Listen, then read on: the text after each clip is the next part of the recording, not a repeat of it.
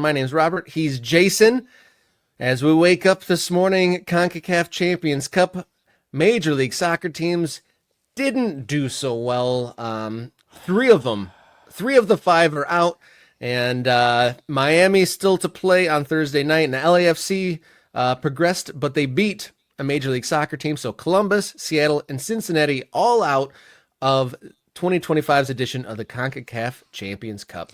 Yeah, Miami playing Thursday, and then we have the games tonight that I'll get to in a second. But here we go. This is, once again, MLS tanking in the CONCACAF Champions League / Cup, as it's now called. Seattle went down to Cruz Azul after the 0-0 up in Seattle, where they could not take advantage of home field, and they get beat 4-1. Lots of those goals coming late. Cincinnati beaten in Monterrey by Tigres 3-1 on the night. No surprise. I mean, I'm not surprised. Are you surprised, Rob? This is what happens to Major League Soccer. This is what happens to Major League Soccer in this competition. It's up and down. There's been a couple minute moments of success, but for the most part, this is the trend. But this is chalk. This is not a surprise that when Seattle plays 0-0 against Cruz Azul at home and when Cincinnati goes 1-1 with Tigres at TQL Stadium, that they're set up for failure when they go to Mexico. When they get to Mexico, MLS teams fall flat on their face. So, again, we're here, and I'll throw this up. This is from Paul Tenorio over on Blue Sky. FC Cincinnati spent more than $30 million this offseason. The problem, they could only spend it on a few spots. 3-1 Tigres, another MLS team out of the CONCACAF Champions Cup. More evidence piled up that how MLS teams spend needs to change. Been obvious for a while. Will MLS do something? Now, here's what I'll say about Paul's statement there. He's not wrong that MLS cannot compete with the Mexican clubs as the budget rules are currently constructed. Now, as they are currently constructed, MLS teams, and it's not that they don't have the top-end talent in a couple of spots. It's that they can't spend in significant ways across their roster. Now, Cincinnati spent $30 million. Kevin Denke, they went out and got some big-name players. Would they have spent that in a different way if MLS didn't limit your unlimited spending to 6 spots, which obviously the DPs and the U22 players, right? If you're only allowed to splurge on a couple places, there's going to be some soft spots there.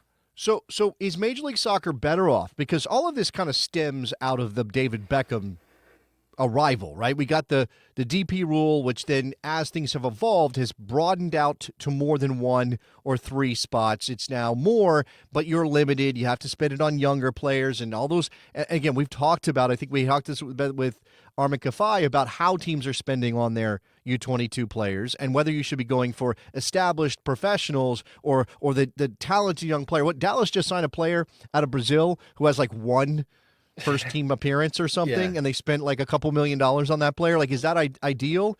This is what it's not that MLS is saying you can't spend. It's they are restricting how you spend. Now, the obvious follow-up question to what Paul Tenorio is presenting, if you decided to open things up, is could MLS maintain parity under a scenario where teams are no longer restricted to spending on just a couple of spots? Because that's the other part of this. MLS has been like, okay, fine. We'll start opening up the purse strings a little bit. We'll create new rules and new budget buckets and new gams and hams and all those things, and now cash for trades, and we'll do all this stuff. But we still don't want to make it so 1 or 2 or 3 or 4 really ambitious teams go zooming past everybody else in terms of quality, because we don't think that that's the best way to sell our league. And when we talk about the GM survey later in the show, stay tuned for that segment, please. And if you're watching this video with the long balls, go find our GM survey segment. You'll see how some of the chief soccer officers in MLS are a little frustrated by this, Robert. I mean, I could pick apart the actual results. I could say, oh, look, it's 4-1, it's 3-1. Is the quality gap massive? I don't think it's massive, but it's big enough that on a regular basis, this is what is happening to MLS teams when they go into this competition. These are the games tonight. Monterrey hosting Vancouver, 1-1 from the first leg of BC plays. Vancouver looks pretty good in the early going MLS. They're going to get beaten. It's going to be 3-1. Vancouver. Yeah, it'll be 3-0, 3-1, something like that. Club America and Chivas, obviously a very interesting game if you're a Mexican soccer fan. If you're a North American soccer fan, pay attention to that one. Obviously no MLS teams involved, though, for the purposes of our conversation. And then the Galaxy against Herediano out of Costa Rica. They lost 1-0 down in Costa Rica. Obviously the Galaxy looked like garbage, so I don't know that they're expected to do much. I mean, maybe they can win this and progress. But, they haven't looked good enough that I'm super confident. And as we mentioned, then you have Inter Miami, and they're playing a Jamaican side. So you'll have LAFC through. It's possible you have the Galaxy through, and you could have you'll likely have Inter Miami through.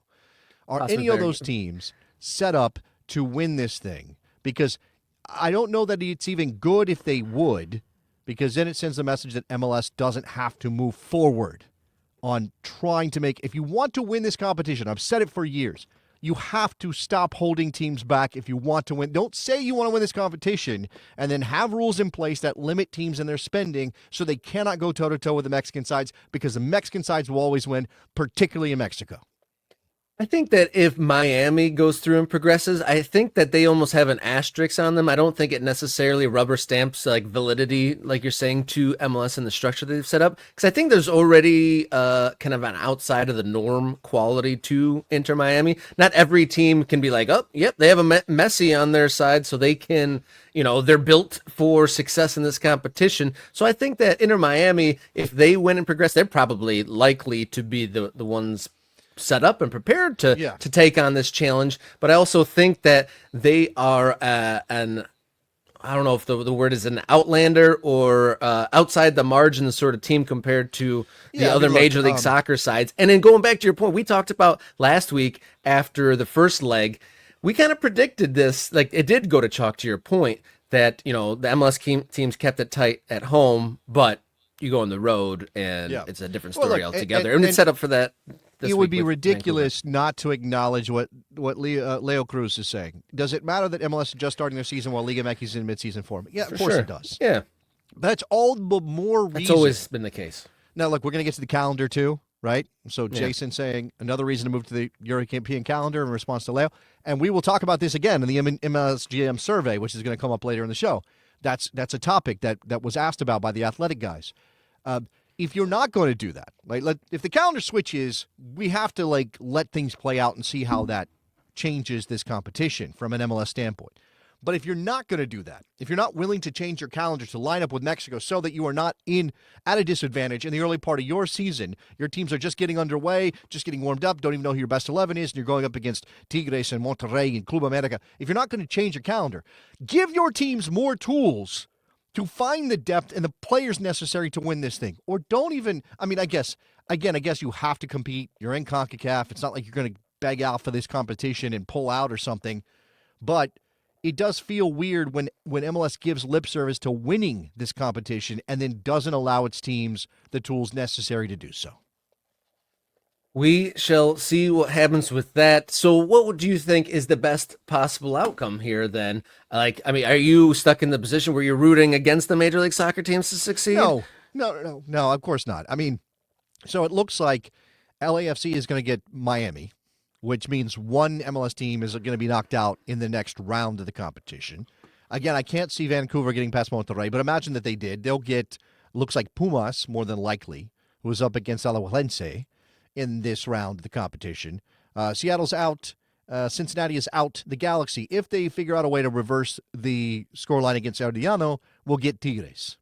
Do you have LA Galaxy doing anything against Tigres? I don't. No. So it looks like we will have one MLS team in the semifinal. And that will be either LAFC or Miami, who comes out of that part of the bracket. And they will likely go up against either Monterrey or Pumas. And that's going to be an incredibly difficult challenge. The path is just very hard. Okay, so coin flip at this point between LAFC and Miami. Who do you see being able to beat these big hitters from Mexico? Man, that's a good question. I think LAFC is probably more equipped because of the way they play, because they are not – I think Miami is questionable defensively is a nice way of saying it. They might score goals against MLS teams and be able to win in the league. I don't think they'd be able to do it against the Monterrey. So I would say LAFC is the best possible representative for MLS in the later stages of this competition.